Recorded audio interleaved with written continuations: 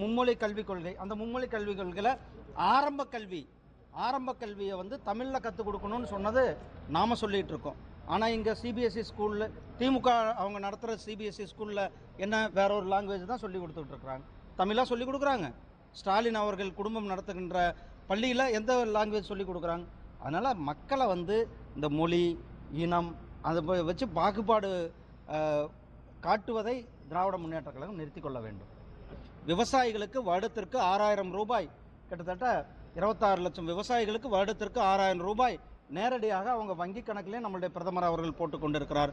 இன்னும் சொல்லப்போனால் வீடு கட்டும் திட்டத்தில், அனைவருக்கும் வீடு கட்டும் திட்டத்தில், மோடி ஐயா வீடு கட்டும் திட்டத்தில் கிட்டத்தட்ட 7 லட்சம் பேருக்கு வீடு கட்டி கொடுத்தாச்சு. இன்னும் மீதி பேருக்கு சர்வே எடுத்து கொடுக்காம திமுக அரசாங்கம் அவர்கள் ஏழை எளிய மக்களுக்கு வீடு கொடுக்கின்ற கனவை நிறைவேற்றாமல் தடுத்து கொண்டிருப்பது இந்த திராவிட முன்னேற்ற கழக அரசாங்கம். இப்படி தமிழக மக்கள் நலன் மேலே, தமிழ்நாட்டினுடைய நலன் மேலே, இன்னும் சொல்லப்போனால் தமிழ்நாட்டில் தான் இன்றைக்கி அதிகமான ரயில்வே திட்டங்கள் யூபி அரசாங்கம், திமுக காங்கிரஸ் அரசாங்கம் ஆட்சியில் இருந்தப்போ ரயில்வே திட்டங்களுக்கு வெறும் 800 கோடி ரூபாய் நிதி தான் கொடுத்துருந்தாங்க. 5 வருடத்திற்கு வெறும் 800 கோடி ரூபாய். ஆனால் நம்மளுடைய பிரதமர் அவர்கள் ஆட்சிக்கு வந்த பிறகு ஒவ்வொரு வருடமும் கூட 8000 கோடி ரூபாய்க்கு நிதியை கொடுத்து கொண்டிருக்கின்றோம். நம்ம பார்க்குறோம் இன்றைக்கி எவ்வளோ பெரிய வளர்ச்சியை பார்க்குறோம்.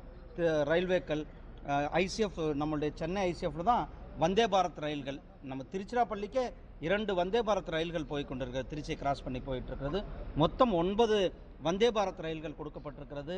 புல்லட் ட்ரெயின் சென்னை பெங்களூர், சென்னை ஹைதராபாத், இது தமிழ்நாடு வந்து ஒரு புல்லட் ட்ரெயினுடைய ஹப்பாகவே மாறும். இதனுடைய வளர்ச்சியினுடைய வேகத்தை, லாஜிஸ்டிக் பார்க்கு, இப்படி ஹைவேக்கள் போன மாட்டி மதுரைக்கு வரும்போது கிட்டத்தட்ட 4700 கோடி ரூபாய்க்கு நிதியானது கொடுக்கப்பட்டிருக்கிறார். இப்பயும் மிகப்பெரிய ஒரு நிதியை நம்மளுடைய பிரதமர் அவர்கள் கொடுப்பார்கள். நாம் எப்பொழுதுமே அரசியலுக்காக, தேர்தலுக்காக செய்பவர்கள் அல்ல.